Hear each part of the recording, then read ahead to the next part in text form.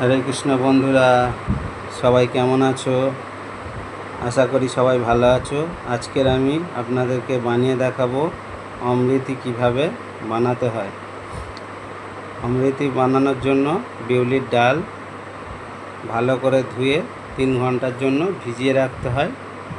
তারপরে ওটা মিক্সারে বেটে নেব। মিক্সারে বাটা যায়, শিলে হাতে বাটা যায়।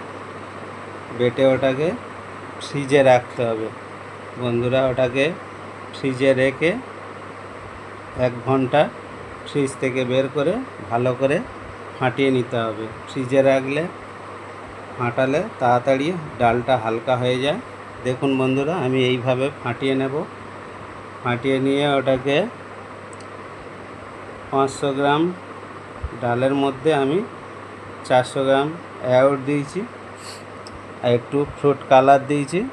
দিয়ে ওটাকে ভালো করে মিক্স করে নেব। মিক্স করে নিয়ে দেখাবো। তাওয়ার মধ্যে তেল আগে থেকেই গরম করতে ছেড়ে দিয়েছিলাম।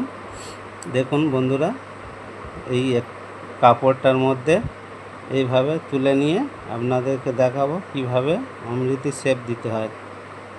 দেখুন বন্ধুরা, এইভাবে আমি একটা শেপ দিয়ে নেব।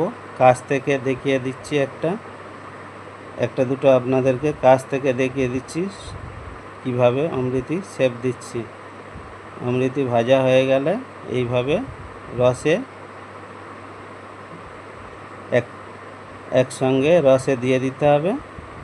দিলে অমৃতি ভাজা কমপ্লিট। দেখুন বন্ধুরা, এইভাবে সব তুলে নিতে হবে। কেমন মচমচে হয়েছে আপনাদেরকে ভেঙে দেখাচ্ছি।